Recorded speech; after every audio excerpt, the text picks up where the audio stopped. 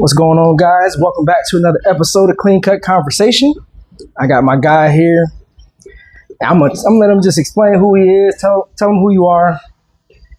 What's your your name, what you do, and how'd you end up in my chair? Kelan Bilal, owner of Excalibur Barber LLC. Crown and Glory grooming products. The grind is real. Coffee lines. I don't know. The nonprofit grooming university. I call myself Mr. Grooming You. There it is. And I wound up in your chair because I needed this particular haircut for a barber event I'm going to this weekend. Mm-hmm. But naturally, you're my barber, so. Not every day you find somebody that's like your barber's barber. Like, I'm sure in his span, you probably cut how many cuts you think you probably have done? Like over, you said about 30 years. 30 years. I'll give a lightweight estimate of 30 years, 5 days a week. That's just average 15 heads a day. Let's just average that out. I don't know the calculations on that, but man, I think it's been enough to cut the entire city, even though I haven't cut the entire city. So probably enough to cut the entire city 2-3 times over. Right. For sure. 30 years is a long time. 30 years is a long time. Because you figure like back then, 30 years ago, y'all was doing 20 or 30 cuts a day. Yeah, so early on, my Ryan's chair days, we was only making $10 to $12 a head, so the goal was to get as many heads in the chair as you could with efficiency. So, you learn the technique in the system, and then you try to get 20 in, 25. So, of course, not every day was like that, but your Fridays, your Saturdays, we had people waiting in the parking lot at 5 a.m. So, right. That's. I remember going to the barbershop with my dad, and like when we would show up, probably like early, probably like around 7, 8 o'clock in the morning, 9 o'clock in the morning, with like right when the shop opens, because there was no appointments. Yeah. Obviously back then, everything was walk-in based. Y'all was late back. If y'all was pulling up at that time at Ryan's chair, y'all was late. Man, y'all was already 10 heads behind. That's crazy. In anybody's chair though, that's what's crazy. That's amazing. Yeah, because my barber, he had like a smaller shop. It wasn't a lot of people in that shop or whatever, but he had about maybe 4 or 5 other barbers in there too. So it was,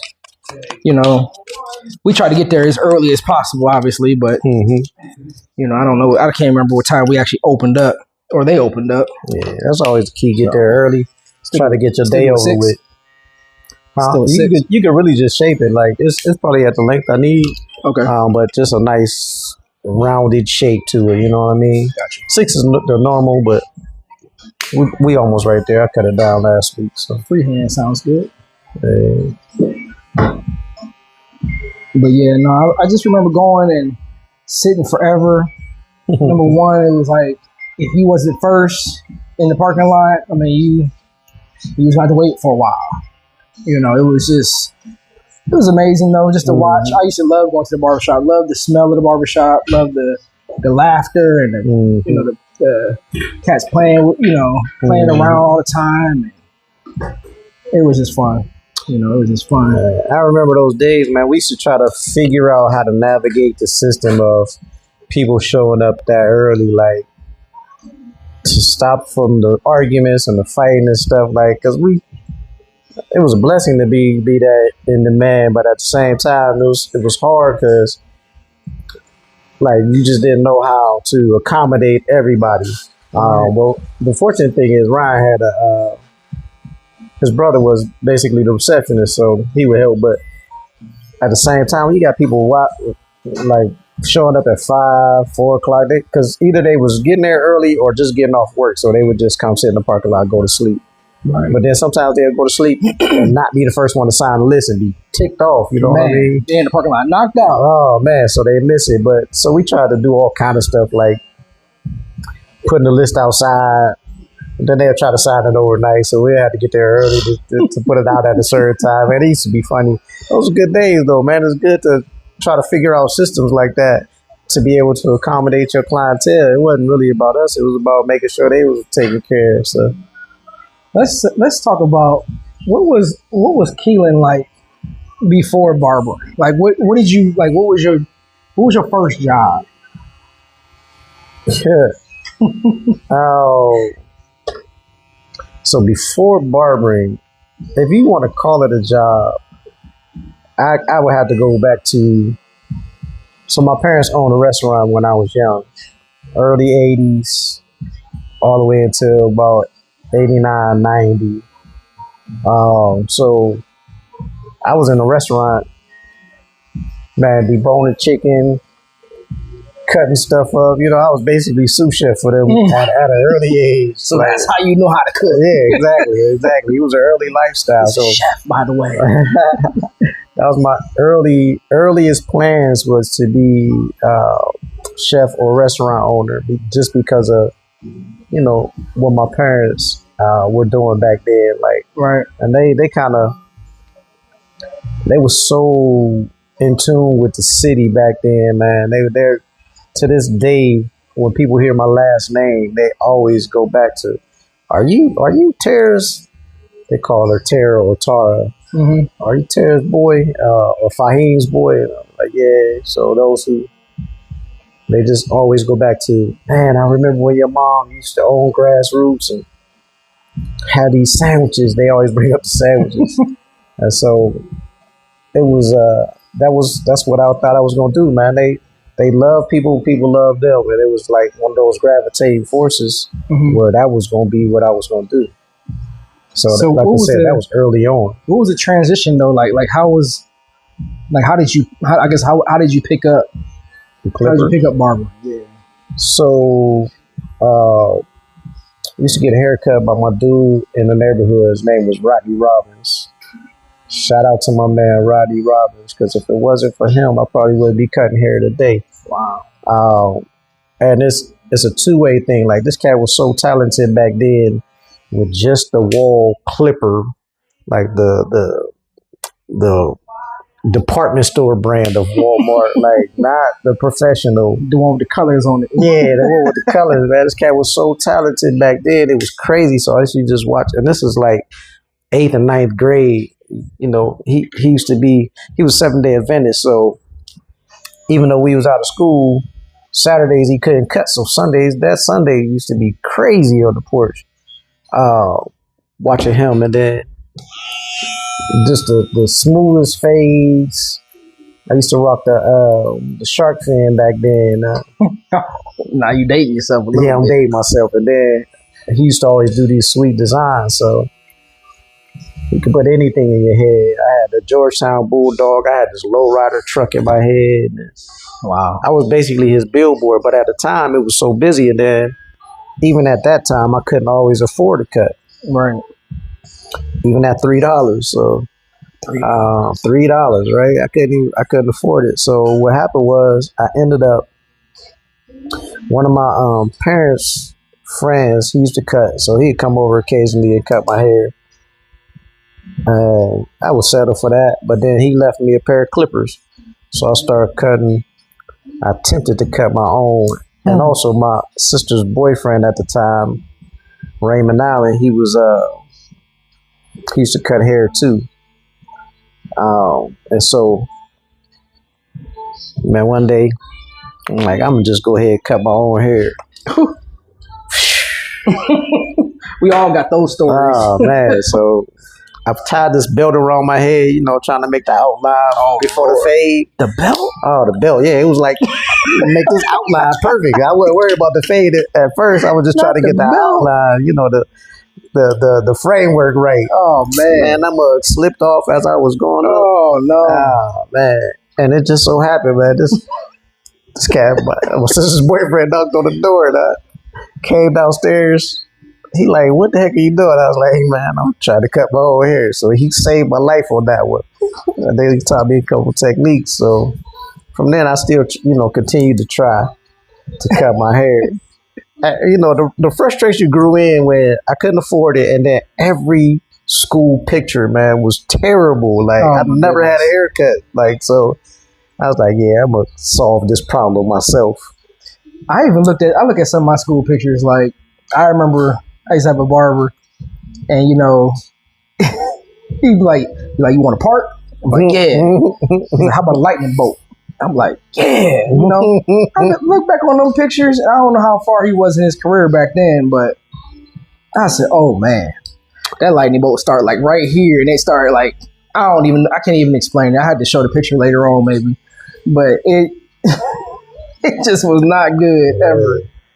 So before that though, one time, man, my parents had another friend come over to cut my hair, and I asked him to put a design in my head. My nickname is Key Man, and so everybody in the neighborhood, they either tease me or call me that with love. You know what I mean? So I'm like, put that in my head, man. I went to school. They clown me. That mug look crazy. So from then on, I'm like, nah, I never again. Nah, we ain't having that. But so as I started to cut my hair and get better, like some of the crew that was around me would ask for haircuts, and that's just where it started. Like the first haircut on somebody else, it still wasn't that great, but what happened was it made them feel good about themselves, right? Because they was like me, like school pictures, never had a haircut, couldn't afford it, and so that made me feel good, making them feel good, and that's kind of where the love grew from there. Like I still always wanted to be a chef, but barbering just took over that feel good feeling, because it was the same thing my parents was doing for other people, making them feel good through food. I was making my peers feel good through looking good. I feel like it's almost impossible to leave the barbershop and not feel good, or it's impossible to leave a good meal without feeling good. The only way you're gonna leave a restaurant not feeling good is you had a bad meal. You had a bad meal, yeah. And vice versa. The only way you leave a barbershop not feeling good is you had a bad cut. Exactly. Or a bad cut experience. Might be a good cut, but the experience was off. Yep. I always talk about, how kind of how our visions like aligned, as far as like the excellence that was required in your barbershop early on. Mm-hmm. Like when I used to walk by and see you in the bar, like in the mall. Yeah. First of all, that was unheard of. Yeah. And I used to see him in the mall. I must ask you a question. No, I used to see you in the mall, and I'm like, I was like, hey man, save a chair for me. And you like, I got you. Yeah. At the time, you had chairs available. Right. But I ain't had no license or nothing like that, so I had to figure it out. But I just thought that was pretty unheard of to even see a barbershop like in the mall, like. And I don't know if y'all know that he has a barbershop in the mall, and then we're currently in another one of his barbershops. So all that whole story that you just told about even starting, from starting in the barbershop or barber school or whatever, and then now I'm literally cutting with some clippers that he named from Andis, one of the top clipper companies in the world.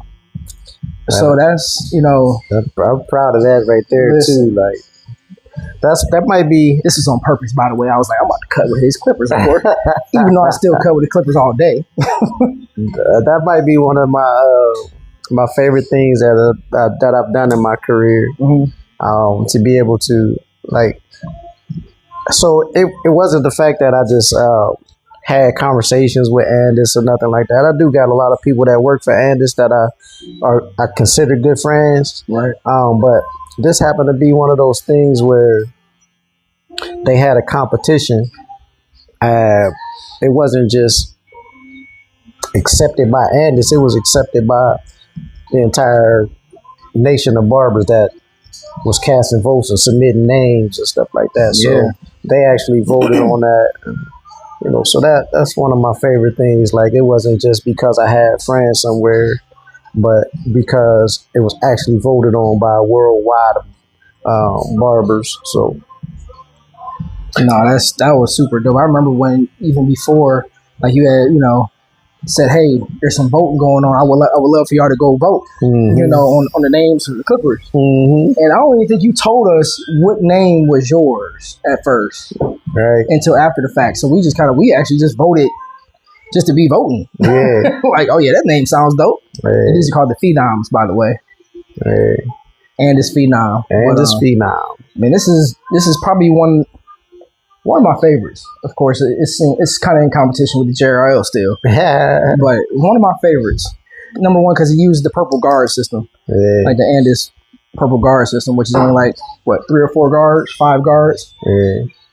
That's one of the most versatile clippers on the market, though. To be honest, like if people really utilize it to its fullest potential, man, it's crazy because of the detachable, adjustable head on it. Man, listen, it's really limitless on what it can do. It's so super amazing to even think about it. In case y'all didn't get the gist yet, this is actually my mentor too. When I was in school, I had been listening to a audio book or whatever, and they said you should have a mentor in every facet of your life. So I was like, well, I posed a question to him. I said, hey, I would like for you to be my mentor. Would you be my mentor? And he was like, absolutely. So from then on, like they always say, the rest is history.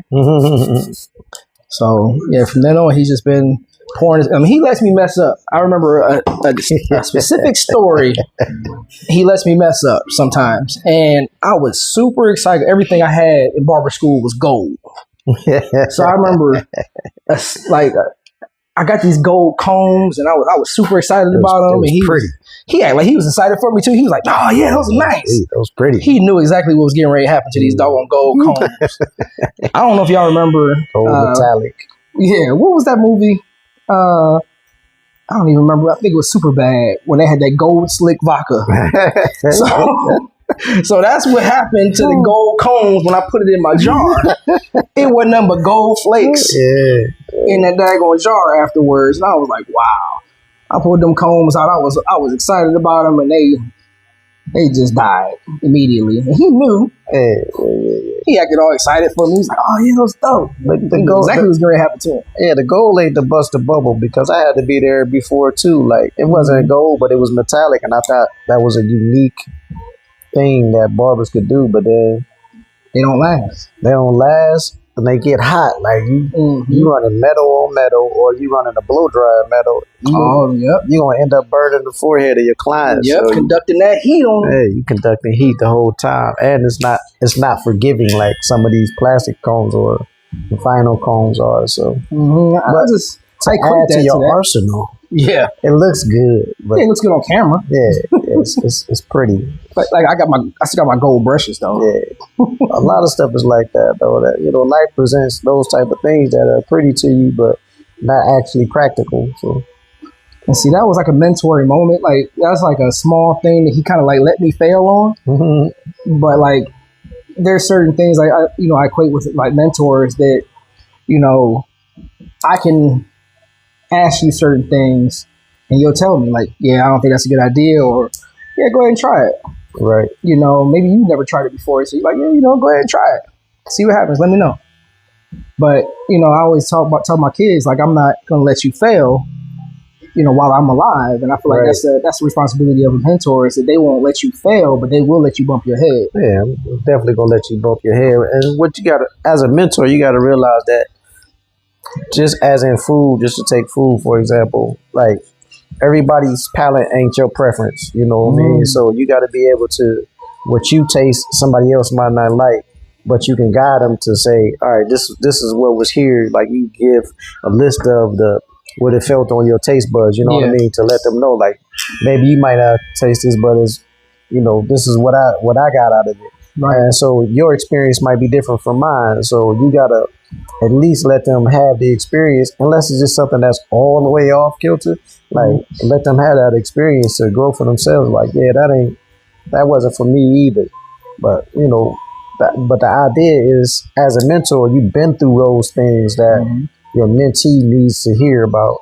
And as you go through those sequences of life, like Be there to share your experiences and don't hold nothing back. Like that's how I've always been. Even if I wasn't asked to be a mentor, the goal is as I go and grow and achieve to be able to give that back to whoever is there, either right there beside me or coming up as the next generation. Like I think it used to drive me nuts in school, like because when you used to come to the school, it used to drive me nuts when like people. Like you would be there just sitting there chilling. mm-hmm. Like why is nobody in this man's face? Like do they not know who he is? Like quick background from who this man is for real. In the city of Youngstown, you really can't talk about barber without talking about some of the pillars of the barber community. Stemming back all the way back to Miss Eva, and then coming 60 plus years of barbering. So like some of these guys 30 plus years of barbering, like Jerome and Rodney and Kenny and Ryan. Still Ryan. Yep. You know what I'm saying? So some of these barbers has been in the city for 30 plus years. They have cut across generations. Yeah. And I'm like, this dude is sitting in the barber school. And y'all on lunch? Leaving to go on lunch? I'm like, yeah, right. I eat my lunch right here in this room. And just be talking about whatever.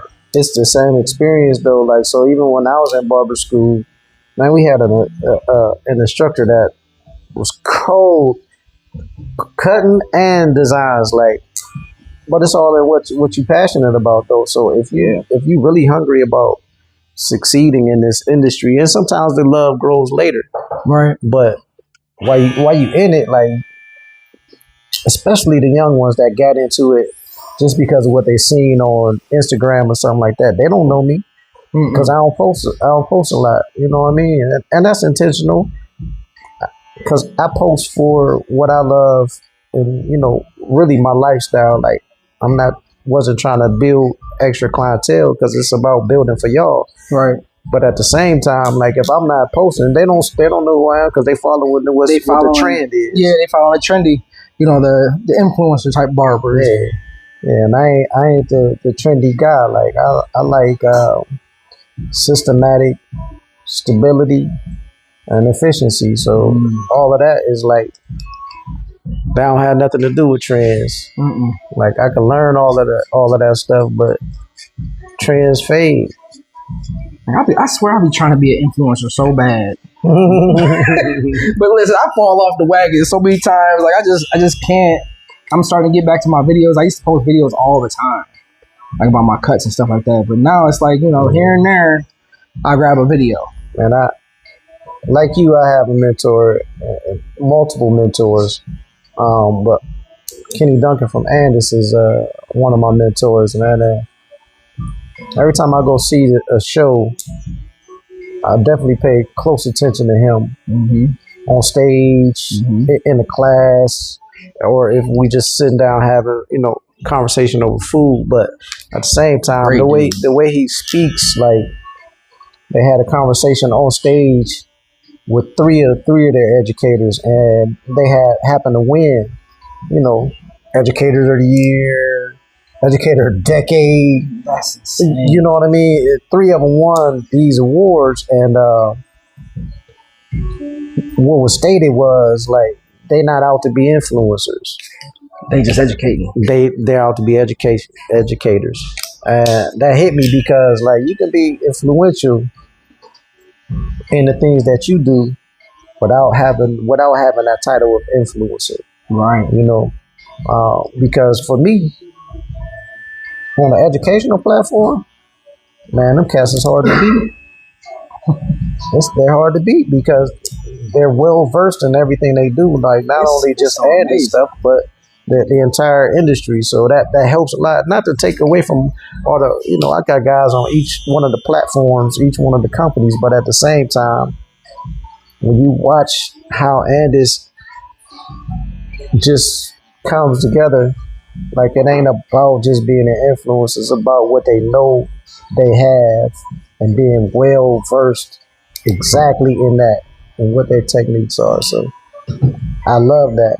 But they grow at the same time. So it ain't just the same old stuff. It's like growth in what you do. Yeah.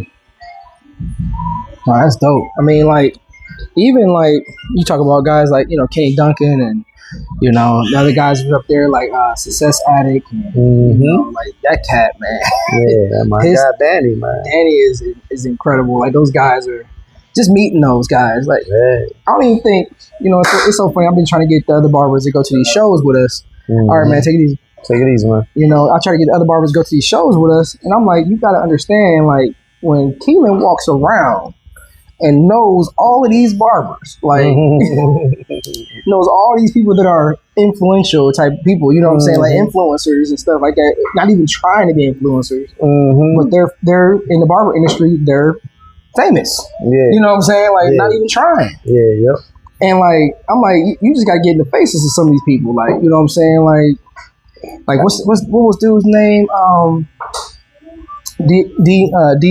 DL the barber. Oh, DL, yeah, like just meeting somebody like that and him breaking down certain things of pay structures and stuff like that. Cat right here from Warren, Ohio. That's crazy. Like you never know, and that's the type of thing you never know where you can reach. You know what I mean? And he's saying he coming out of retirement just because of the way the industry is going. Yep. Like the industry is so focused on being seen so much. And I feel like the true mastery of barbering is like behind the scene. Like we're always behind the camera. We're not really on the camera. Like we're not in the view. Nah, those guys, man. It's just so cool to just even go to these events where I know they're all gonna be. So the real thing about a barber expo, and this is why you should always try to push people to go, because I mean, for me, expo is short for exposure. Yeah, like you go there to have exposure to all of these people who are touching where you want to be. Like every aspect of the industry that you want to be, one of these guys at any of these shows has been there. Why not want to rub elbows and also to create exposure for yourself? My saying is, like, as barbers, we should live by two eyes. We should live in what we see, but the two eyes that I'm talking about is interactions and introductions. So we have to introduce ourselves to people all the time, man. Like, have interactions. Like, how do you get people in your chair if you're not doing those two things? Interactions and introductions. I'm taking mental notes, man. This is some new stuff that I ain't never heard yet. Oh, that's the thing. You gotta live within your two eyes. Like everything that you see, you should be exposed to, like, or want to have exposure to. So interactions and introductions. Woo. I always try to tell, people that, you got to just be in that public's eye. Yeah. Like actually be seen. Yeah. Like I'm not talking about you ain't got to go out here talking to a ton of random people. But like, I mean, if need be, I ain't opposed to going to the gas station and hand out 2 or 3 cards. Hey.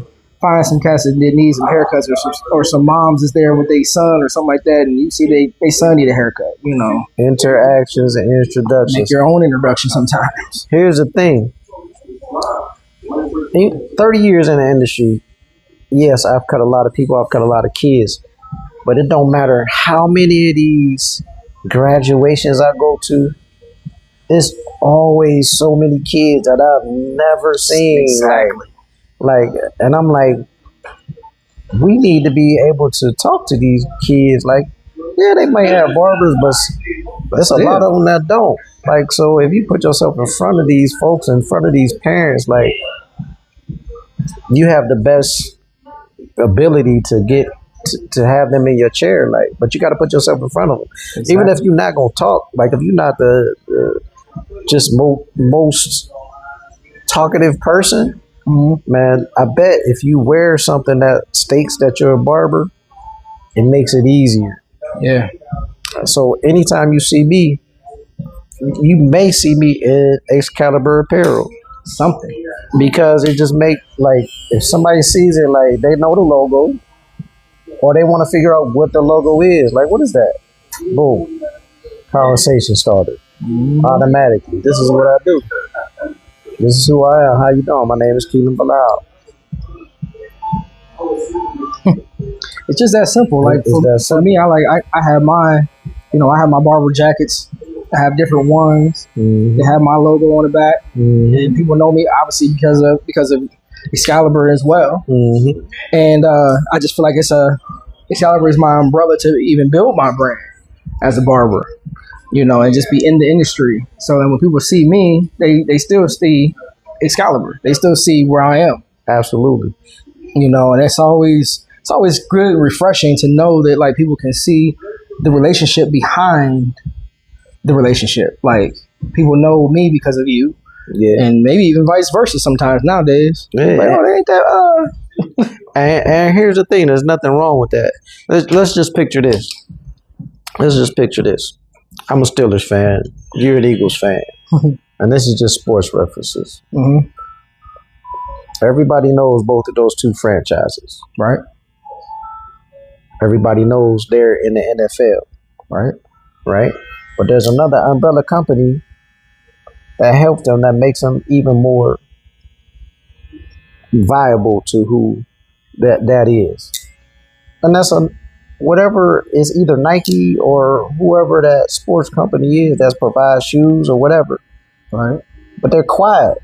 But where you see it everywhere though, you see it on all their jerseys. Like, so why not be, if you proud to adorn that Nike symbol or Adidas symbol and still have your own brand and franchise, as in the Steelers or the Eagles? What's wrong with that? What's wrong with representing both? You know what I mean? Exactly. Because it's so funny. It like, makes it easier. Whenever I put my barber jacket on, I usually have my Eagles hat on, Mm-hmm. and whenever I have my Eagles jacket on, I put my my barber hat on. Exactly. So I have it on me somehow, some way. Like some way. So some people just see it. They just see it somehow, some way. It's just about keep it in front of them. Yep. Keep it. Yep. And that's the idea of doing marketing. Absolutely. Everything is you should be a walking billboard, and that client that walks out of your chair should also be a walking billboard. Mm-hmm. If this is what you do, and this is what you love, everything should surround. Everything you do should be surrounded by what barbering is. Right. Like, it don't matter. Like, it should not be hidden. Nobody should be able to. Nope. Especially nobody you know. Oh, you cut hair? Nah. Yes, that's exactly what I do. Everybody, I always say your circle should know that you cut hair, that you're a barber. For sure. Your circle should know. Like, oh, he's a barber. I always say that because you got to get the word out. Stop being a ninja. You out here secretly be cutting hair. You at a family function. Don't nobody know what you do. Best kept secret. What? Nah. You mean telling me you been cutting hair all this time? How long you been cutting hair? Like 30 years. What? I ain't never got cut by you. Didn't even know. Ain't no way. There's no way. So, but yeah, the expos, man. That's what exposed me to be able to get. Yes, sir. Yes, sir. The expos put me in a place where I was able to meet people. Like, I've never been the most talkative guy, but I've always been intrigued by what the industry fully has to offer. Yeah. And that's how I got introduced to Curtis Smith with Exotics.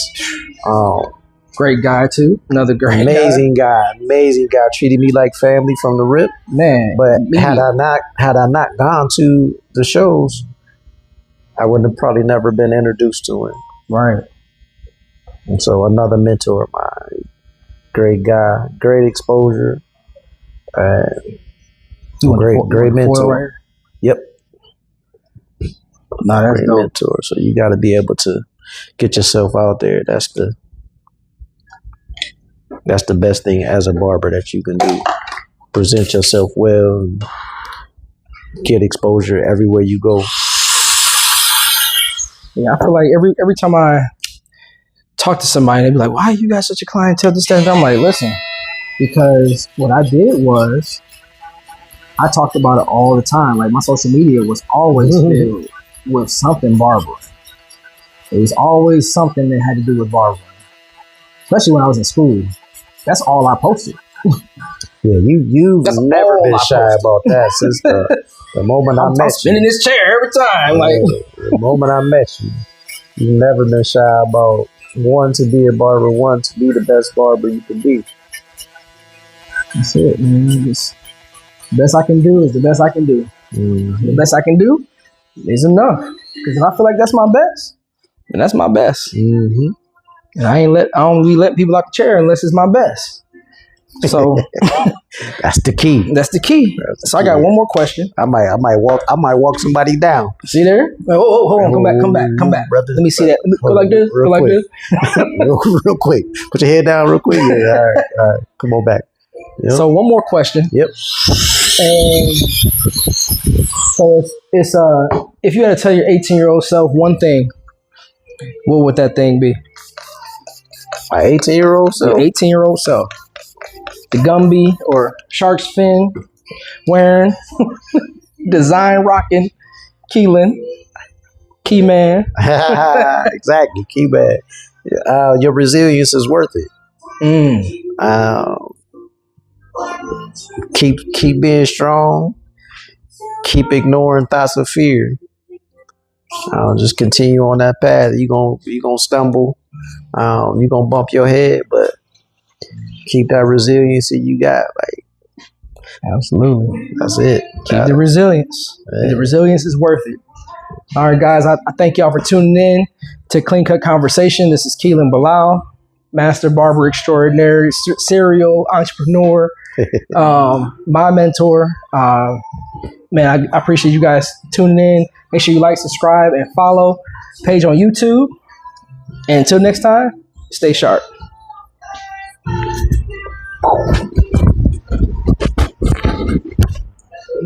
Stay sharp.